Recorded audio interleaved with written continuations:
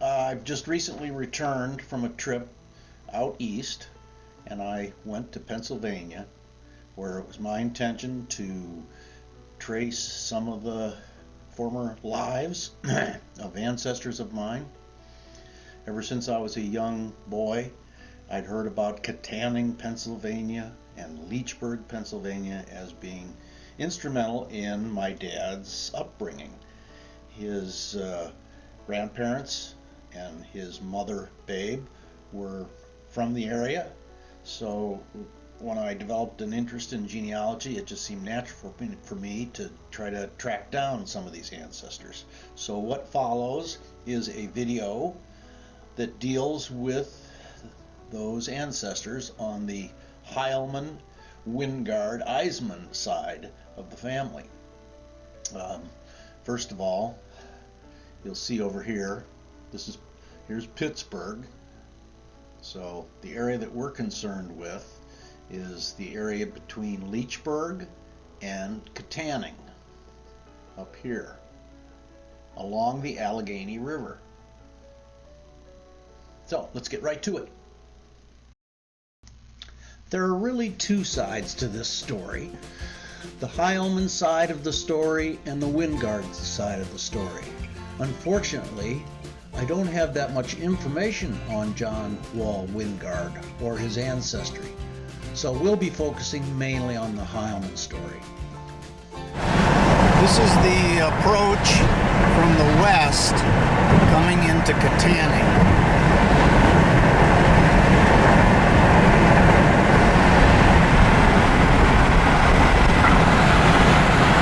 Crossing the Allegheny River. Katanning sits right on the Allegheny River. Here we are in Katanning, right next to the bridge, crossing the Allegheny.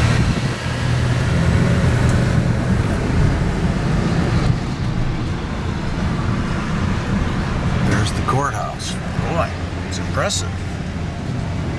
The first cemetery that I want to visit is called Blue Slate Cemetery. It's a pioneer cemetery, and it's located on the western shore of the Allegheny River. It's the resting place of my great-great-great-great-grandparents on Rose's side, her mother's grandparents. So I've stopped at this farmhouse, and the Blue Slate Cemetery that I've been looking for is up this lane and on the left.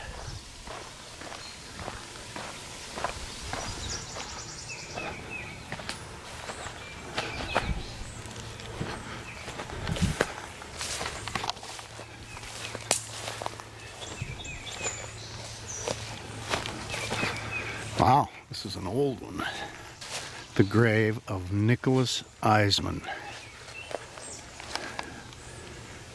He was 76 years old, and I just happened to be 76 years old. He died November 13th, 1839. Wow. He's by a cornfield now.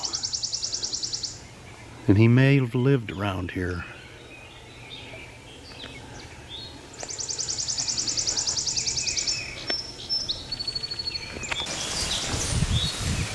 So Nicholas Eisman, who is my fourth great-grandfather, was married to Mary Katharina Altman Eisman.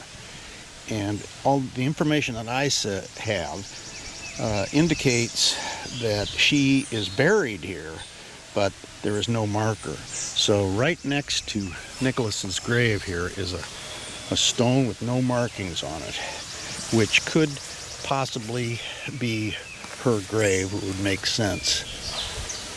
Andrew Eisman here probably is a son. I will have to check it out. I'm not sure that does say Andrew though.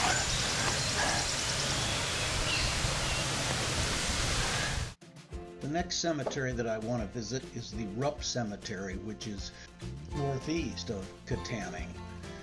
were the graves of Daniel Yunt and his wife. Again, my fourth great-great-great-great-grandparents are buried. Daniel was Rosa Heilman's great-grandfather on her dad's side. He was an interesting guy. He was in the Revolutionary War, served in the Pennsylvania militia, and there is a document indicating an application for a special headstone designating that he was a member of the American Revolutionary Army.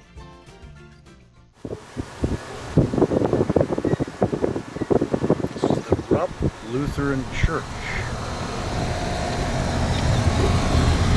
Okay, we're at the Rupp Lutheran Cemetery, and my great-great-great-great-grandfather and grandmother are buried here. Daniel Yunt and Anna Maria Howard Yunt. They are on Rosie's side of the family. Hannah Yunt was married to Solomon, who was the son of Johann Peter Heilmann, who we will see.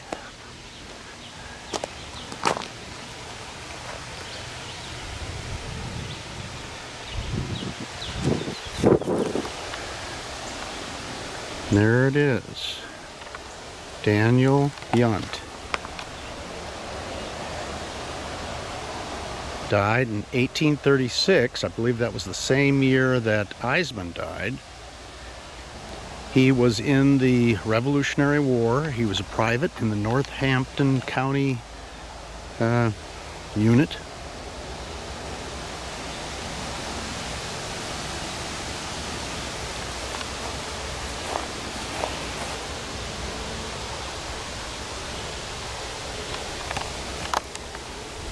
His wife,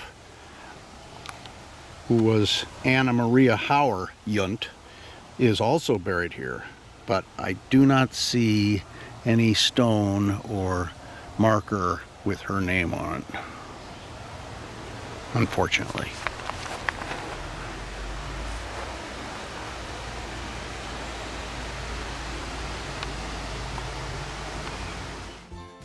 Okay, now we're going to head down the road. It's only 2 miles as the crow flies from the Rupp Cemetery to the Heilmann Emmanuel Evangelical Lutheran Church and Cemetery. The proximity of these two churches is important because it shows the linking between the Yunt family and the Heilmann family. Hannah Yunt, the daughter of Daniel Yunt, ended up marrying Solomon Heilmann, who was the son of Johann Peter Heilmann, whose grave we will see here shortly. The Heilmann Emmanuel Lutheran Church. So this is probably where they worshipped, the Heilmanns, when they lived in the area. The graveyard is around the corner.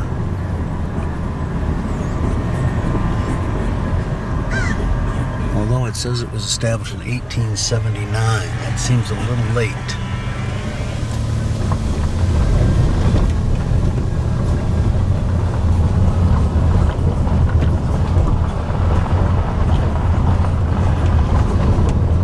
Kind of a remote spot here, but this is it. I see some graves.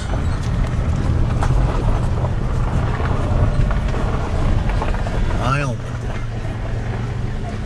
A lot of Heilmanns here.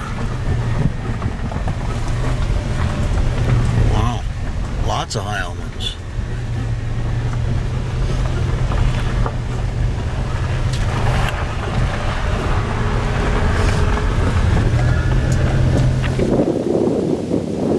There are 4 of your ancestors buried at this beautiful spot. I mean, you can see a long way. The camera may not show it. We're looking directions. Beautiful. It's breezy up here. It's really impressive.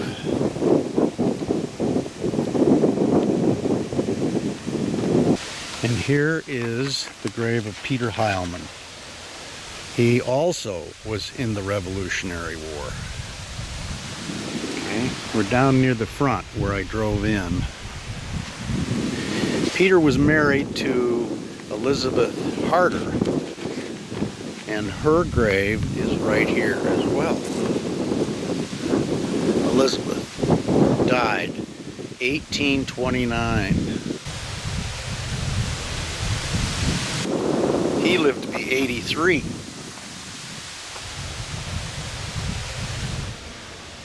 Over here is the grave of Solomon Heilmann. You really can't make this out. I'm just assuming this is correct because I have a photograph of it. He was born in 1785. He died in 1840. He was 55 years old. And his wife was Hannah. And Hannah is buried next to him, and her stone is pretty easy to read. Wife of Solomon Heilmann.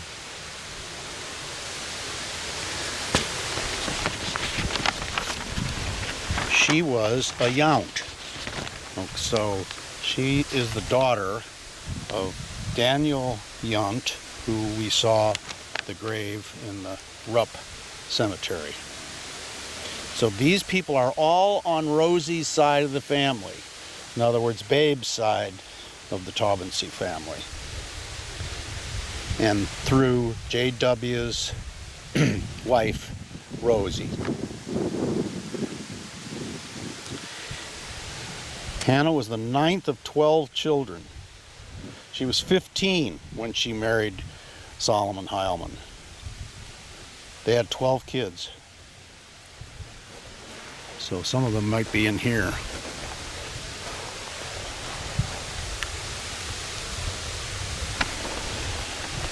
So there's the four Heilmann graves.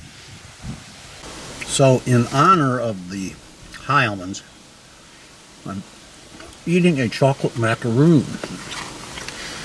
This is a really beautiful spot.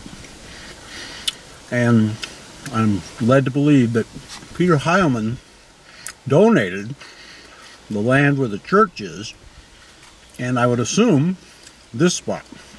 So I think we can feel that he actually lived around here. And what a beautiful choice he made. Up the hill behind me, you can get almost a 360 view of the countryside. It's just really wonderful. We're at the Crooked Creek Presbyterian Church near Crooked Creek Lake, where I'm camping, as a matter of fact. And there are two more graves here. The Eismans. Remember, we saw Nicholas Eisman at the very rough Pioneer cemetery. This one's a little more established. And we're looking for Michael Eisman and his wife, Elizabeth Hollabaugh Eisman. He was born in 1791 and died in 1862. These are the parents of Margaret Peggy Eisman, who married William B.G. Heilmann. And in this nice little red cedar grove, I've found the grave site of Michael Eisman. Right there it is. It's not easy to read, but that's definitely it. And I believe that this one must be his wife, but it's really hard to read. I don't see much here. There looks like there's a hand pointing with a finger pointing up. Very hard to read. And this seems to be the oldest part of the cemetery. And since they both died in the 1860s, he was 1861, and she was, I think, 1862. Michael Eisman. But there's no E in this one. This one says Isman. It's really too bad. The quality of the stone here is so poor that a lot of these inscriptions are unreadable. The marble-like stuff they're using is poor, and their limestone isn't very good. The granite, of course, is doing fine and showing very little signs of deterioration. Just down the road from the Crooked Creek Cemetery is the Bethel Evangelical Lutheran Church and Cemetery, the final resting spot of William B.G. Heilman and Margaret Peggy Eisman Heilman.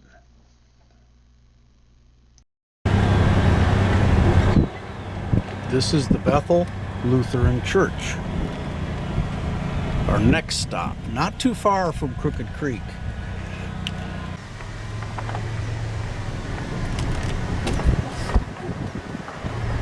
So, B.G. Heilman is buried in here, and he's quite a story.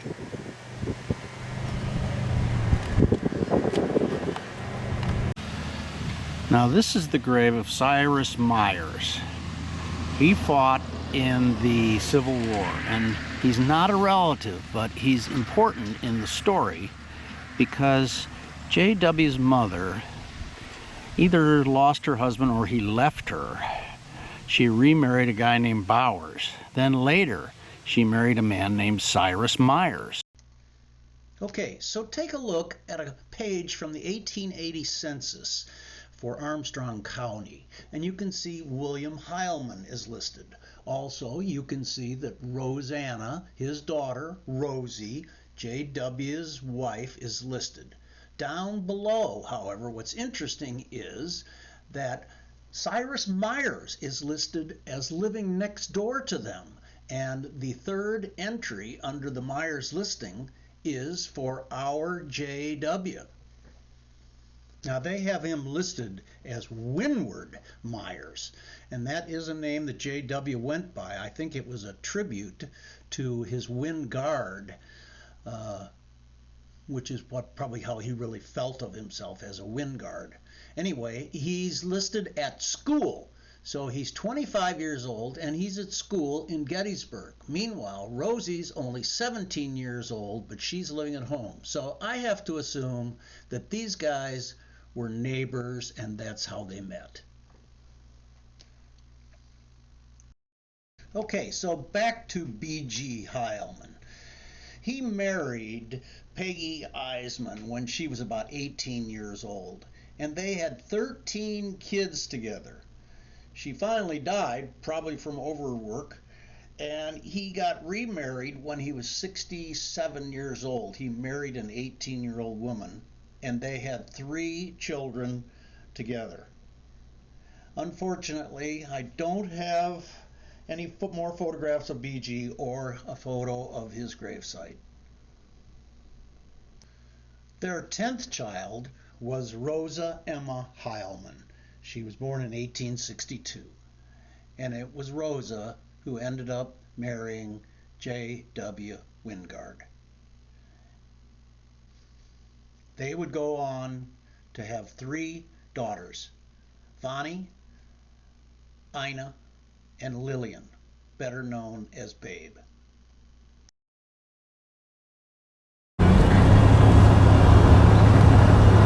Okay, here is the cemetery at Forks Zion Lutheran Church.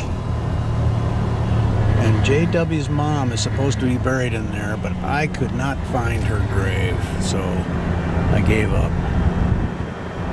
It's not, there's no photograph of it listed in Find a Grave. I walked around for half an hour, nothing.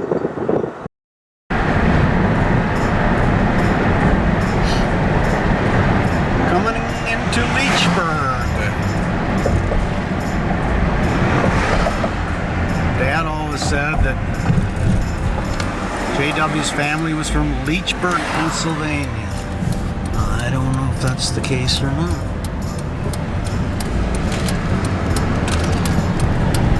Anyway, here we are in Leechburg. Don't see any leeches, thank goodness. We're gonna head over to Hyde Park and look at Railroad Street, because we know that J.W.'s mom lived the last part of her life there.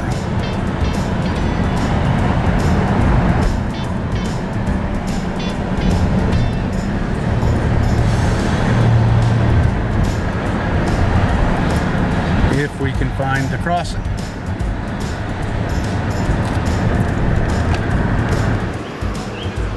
I didn't see an easy way across to Hyde Park without driving a long way, but I saw this little walking bridge that crosses the river here, so I just decided to come this way. I don't even know how to pronounce the name of this river. It's not the Allegheny. It's a little squeaky. This bridge is about 100 years old.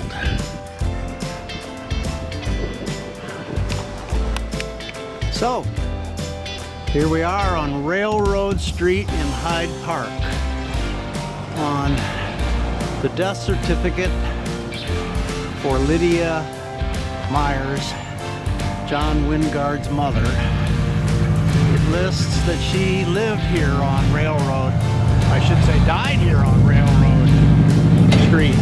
She died of kidney disease. Anyway, this is where she spent her last days.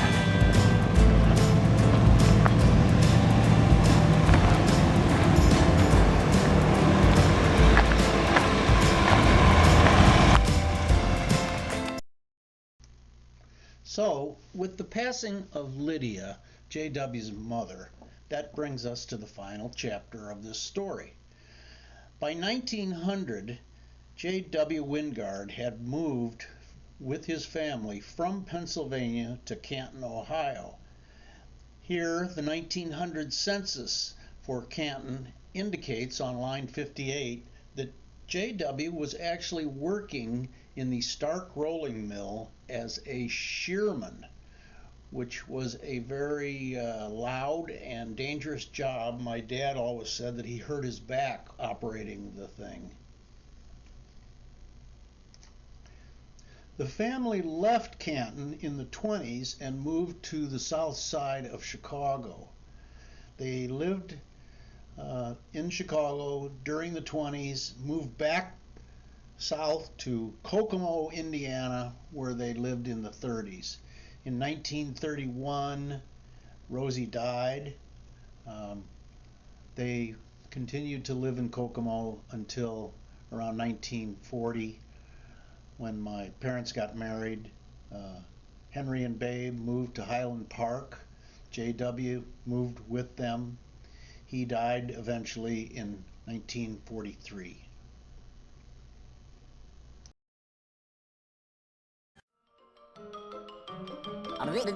That's all, folks.